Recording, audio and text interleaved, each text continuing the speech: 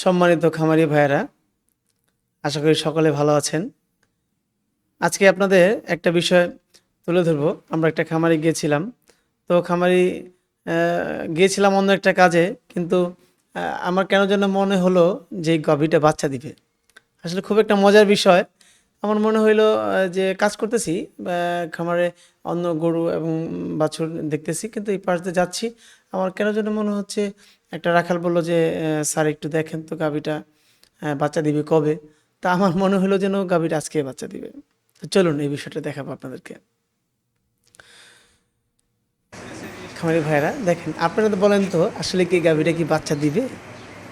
একে দেখে মনে হয় পাশেরটাও লেজ লাগাচ্ছে, এও লেজ লাগাচ্ছে, কিন্তু একটু খেয়াল করে দেখেন, এ কিন্তু একটু আংশিক অস্বাভাবিক আচরণ একটু দেখাচ্ছে। খামারের কর্মচারী এবং খামারের মালিককে কিন্তু অবশ্যই সিঙ্গেল দিচ্ছে, সে বাচ্চা দিবে, কিন্তু এটা বোঝাটা কিন্তু খুব টাফ।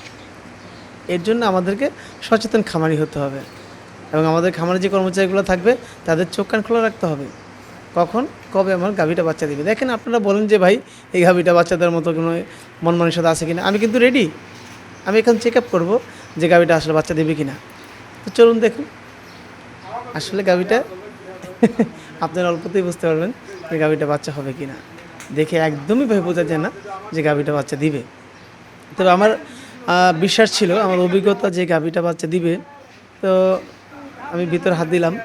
হাত দেওয়ার পরে দেখতে পাচ্ছি যে গাভীটা বাচ্চা দিবে। কারণ গাভীটা হচ্ছে একটু শাহিওয়াল প্লাস ফ্রিজিয়ান ক্রস, তো যার কারণে সে স্বাভাবিকভাবে এই দেখেন প্রচণ্ড পরিমাণে মিউকাস কিন্তু বের হলো। এখন আমি মিউকাসটা মেখে দিলাম, যাতে পিচ্ছিল পদার্থটা মেখে দিলে বাচ্চাটা হওয়ার প্রসেসিংটা একটু ভালো হবে। তো খামারি ভাইরা আমার, এটা কিন্তু নিজের কাছেও একটু ভালো লাগে, এবং আপনাদেরও কিন্তু বিষয়টা ভালো লাগবে। আর এই ধরনের তথ্য আপনাদের মাঝে দিতে পারলে আমারও মাঝে মাঝে ভালো লাগে। তো অল্প কিছুক্ষণের মধ্যে দেখবেন যে বাচ্চার পাটা দেখা যাবে। কিন্তু রাখালটা কিন্তু প্রথমে ভাবতেই পারিনি যে গাভীটা এখন বাচ্চা দিবে। তো দেখেন, সম্মানিত খামারি ভাইরা, এই যে দেখেন এই যে এখনই পা দেখা যাবে। এই যে দেখেন, এই যে গাভীটা কিন্তু এখন বাচ্চাটা কিন্তু পা দেখা যাচ্ছে। তবে আমি কিন্তু এটাও বলে দিচ্ছি যে এটা কিন্তু ষাঁড় বাচ্চা হবে। এটা কিন্তু আমরা আন্দাজ করতে পেরেছি যে বাচ্চাটা কিন্তু ষাঁড় হবে। তবে এটার কারণ হচ্ছে, আমরা যদি সঠিক সময় এই গাভীর বাচ্চাটা ভিতরে হাত না দিতাম এবং সেটা যদি আন্দাজ না করতে পারতাম, তাহলে কিন্তু বাচ্চাটা কিন্তু ভিতরেই মারা যেত। আমরা খামারি ভাইরা কিন্তু বুঝতেই পারতাম না। অলরেডি দেখেন, সম্মানিত খামারি ভাইরা দেখেন, অলরেডি কিন্তু বাচ্চাটা কিন্তু জিহ্বা বের করে ফেলছে। বাচ্চাটা কিন্তু জিহ্বা বের করে ফেলছে, তাহলে কি তার কি দেরি হইলো? হ্যাঁ, অবশ্যই সেখানে বাচ্চাটা জন্মানোর একটু দেরি হয়েছে। আরও 1 ঘন্টা আগেই বাচ্চাটা হইতো। দেখেন, বাচ্চাটা কিন্তু একদম দুর্বল হয়ে গেছে। সে কিন্তু শ্বাস নিচ্ছে না, একদমই না। আপনারা দেখেন, শ্বাস নিচ্ছে না, এবং সে অর্ধমৃত অবস্থায় প্রায়, কারণ সে জন্মগতভাবে দুর্বল। আমরা অনেকে ভেবেছে যে বাচ্চারা বোধহয় মারা যাবে, টিকবে না, কিন্তু আমি তাদেরকে বলেছি তোমরা শান্ত হও, আল্লাহর উপর ভরসা রাখো, আমার প্রতি বিশ্বাস রাখো, ইনশাল্লাহ কিচ্ছু হবে না। বাচ্চা কিন্তু চোখটা সাদা হয়ে গেছিলো, শ্বাস একদমই নিচ্ছিল না। এমত অবস্থায় আমরা দ্রুত বললাম যে আমরা মুখ দিয়ে তাকে অক্সিজেন দেওয়ার চেষ্টা করতেছিলাম, যাতে একটু তবে এখানে একটু বিষয় হচ্ছে, যখন এরকম হবে তখন কিন্তু অবশ্যই বাচ্চাকে দ্রুত মেসেজ করতে হবে। আমাদের যে গরু ঝাপানো যে ব্রাশ থাকে, সেই ব্রাশ দিয়ে আমরা দ্রুত, যখন আমরা স্কিনে ব্রাশ করব, তখন কিন্তু তার বডিতে রক্ত চলাচলের একটা প্রক্রিয়া শুরু হবে, এবং আমরা কানে, নাকের মধ্যে যখন একটু লাড়াচাড়া দিব, সে কিন্তু অক্সিজেন পাবে। এবং বিশেষ করে আমরা কানের মধ্যে ফু দিব। কানের মধ্যে ফু দিলে সবচেয়ে দ্রুত ইমপ্রুভ হবে। দেখেন, একদম এইমাত্র শ্বাস নিচ্ছে, এই যে মাত্র একটু লড়লো বাচ্চাটা। এটা দেখেন ভাই, অবাক করার মতো বিষয় না? এই যে দেখেন, আবার কানে ফু দেওয়া হচ্ছে। কানে ফু দেওয়ার মানে হচ্ছে এটাই, তার মস্তিষ্কে অক্সিজেন পৌঁছানো, ফিল করতে পারবে। এই যে দেখেন, এখন সে মাথা লাড়াচ্ছে, তার মানে সে বুঝতে পারতেছে সে জীবিত, এবং তার বডিতে অক্সিজেনের মাত্রা ধীরে ধীরে ধীরে বা ধীরে ধীরে বৃদ্ধি হচ্ছে, এবং সে স্বাভাবিক পর্যায়ে ধীরে ধীরে আসতেছে। চলুন আমরা সামনের দিকে যাই। তো সম্মানিত খামারি ভাইরা আমার, এই এই জিনিসগুলো আমরা দেখেন চোখ কিন্তু সাদা হয়ে গেছে, চোখ অলরেডি সাদা হয়ে গেছে, কিন্তু লাস্ট পর্যায়ে চলে গেছে। আমরা ভিতরে যে মিউকাসগুলো ছিল প্রতিনিয়ত এর পূর্বের ভিডিওতে আমি বলেছি, এই মিউকাসগুলো আমাদেরকে বের করে দিতে হবে, তাহলে বাচ্চা দ্রুত ইনশাল্লাহ সুস্থ হবে।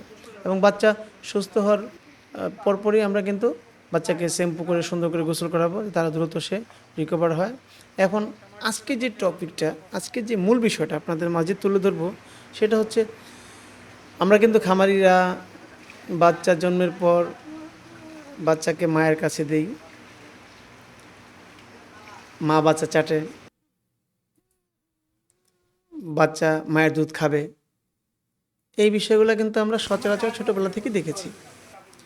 কিন্তু কখনো কি আমরা ভেবেছি যে বাচ্চা জন্ম দিয়েছে গাভী, জন্ম দেওয়ার সাথে সাথে বাচ্চাকে কেন মার কাছে, আমাদের যে উন্নত দেশ অথবা বাংলাদেশের বড় বড় ফার্মগুলোতে বাচ্চা জন্মের পরপরই কেন মার কাছ থেকে সরানো হয়? বাচ্চা জন্ম দিল, হয়তো মা দেখলো অথবা দেখলো না, এই বাচ্চাকে তার মার কাছে আর কখনোই নেওয়া হয় না, মার কাছ থেকে পৃথক করা হয়। সেটা কেন করা হয়, এই বিষয় নিয়ে আজকে মূল আলোচনা করব আপনাদের সাথে। খামারি ভাইয়েরা আমার, আমরা যখন বাচ্চার জন্মের পর তার মার কাছ থেকে দূরে নিয়ে যাব, তার মা কিন্তু স্বাভাবিকভাবে মানুষের সাথেই বন্ধুত্ব সুলভ আচরণ করবে।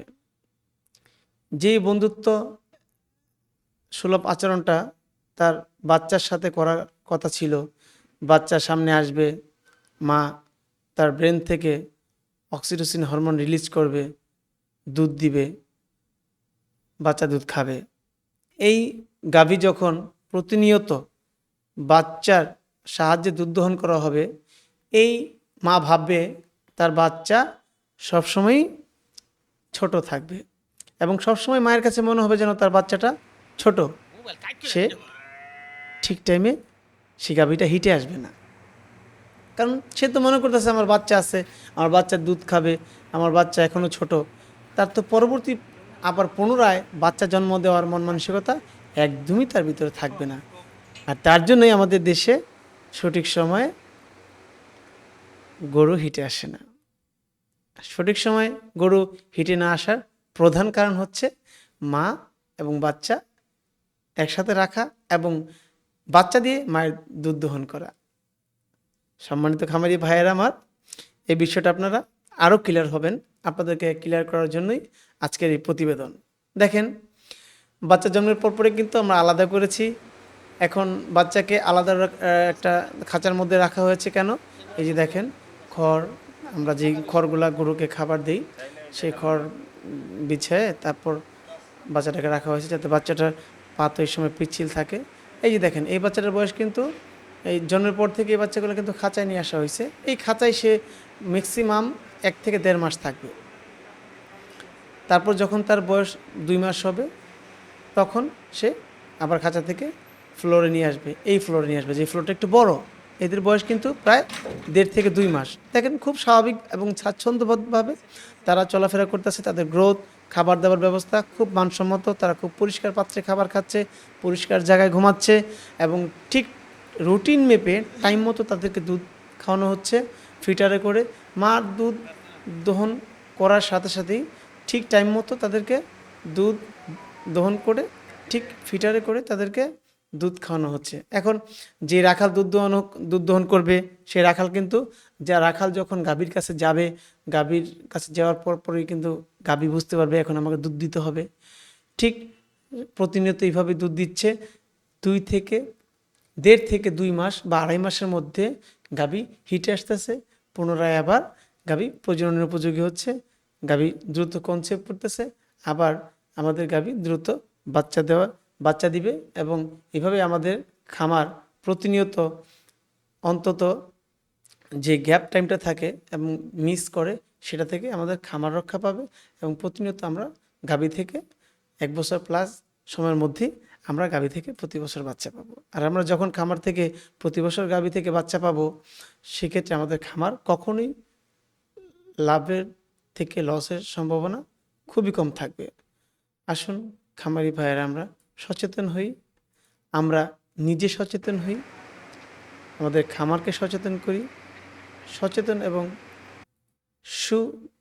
চিন্তাভাবনার মাধ্যমে ধৈর্যের সাথে সারা বিশ্ব কীভাবে খামার করে এবং আমাদের উন্নত বাংলাদেশের যে খামারিগুলো আছে তারা কিভাবে খামার করতেছে, সব কিছু দেখে আমরা নিজেরা ঠান্ডা মস্তিষ্কে ভেবেচিন্তে খামার করি, আমরা নিজেরা স্বাবলম্বী হই, আমাদের পরিবারকে স্বাবলম্বী করি এবং আমাদের আশেপাশে যারা আছে তাদেরকে সৎ পরামর্শ দিই। আজকে এখানেই। সকালে ভালো থাকবেন, সুস্থ থাকবেন। শিকদার এমন এগ্রোর পক্ষ থেকে আপনাদেরকে জানাচ্ছি আন্তরিক অভিনন্দন, শুভেচ্ছা। সম্মানিত খামারি ভাইয়েরা আমার, সকলেই ভালো থাকবেন, সুস্থ থাকবেন। আসসালামু আলাইকুম।